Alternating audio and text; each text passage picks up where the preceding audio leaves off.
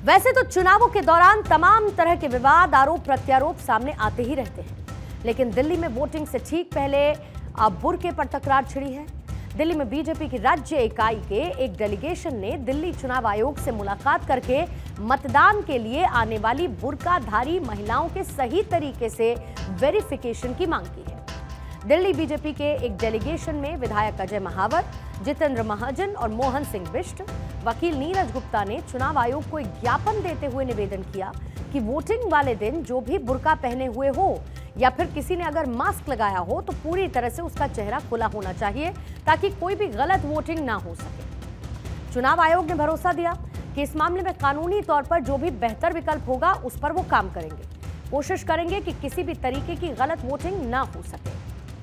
ऐसे में अब मुस्लिम महिला मतदाताओं की पहचान की मांग उठाने से राजनीति में एक अलग ही तरीके का तूफान उठ खड़ा हुआ है।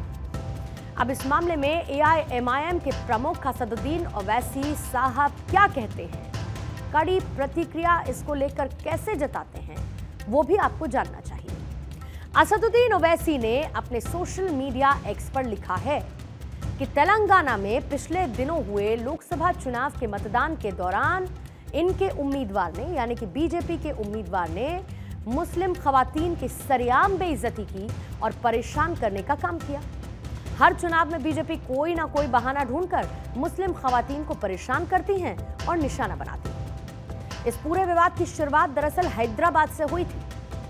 वो तस्वीरें हमने भी आपको दिखाई थी। कुछ दिन पहले आप याद कीजिए, हैदराबाद की लोकसभा सीट पर जो पार्टी की उम्मीदवार, बीजेपी पार्टी की उम्मीदवार माधवी लता थी, उनका एक वीडियो बड़ा सर्कुलेट हुआ, सामने आया और वीडियो में वो एक मतदान केंद्र पर मुस्लिम महिला मतदाता की पहचान करने के लिए जांच करती हुई नजर आती थी।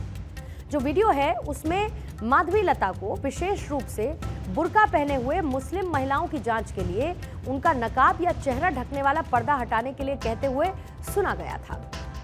मुमकिन हो तो वो तस्वीरें आपके सामने रखते हैं, एक बार जरा ये पूरा वीडियो आप ध्यान से देखिए।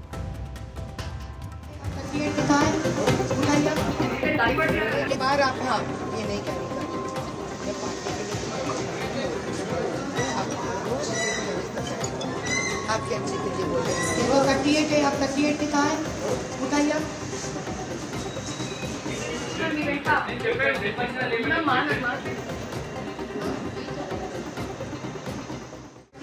38 दिखाएं, उठाइए। बाहर आप, हाँ, ये नहीं करेगा। ये पार्टी के लिए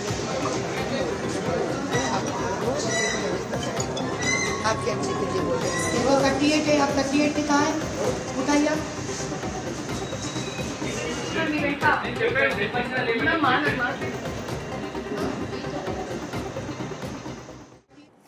तो आपको नजर आती है इसमें माधवी लता जोर शोर से प्रचार, और इस बार बीजेपी की तरफ से कड़ी टक्कर देती हुई किसको? असदुद्दीन ओवैसी साहब को, जिन्होंने अपने एक्स पर इसको लेकर कहा कि बीजेपी कोई ना कोई बहाना ढूंढ ही लेती है।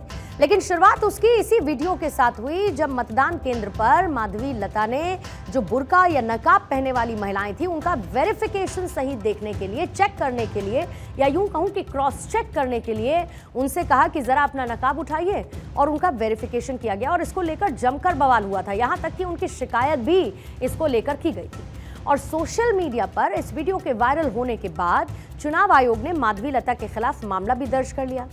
अब इसके पीछे भी एक बड़ी कहानी है।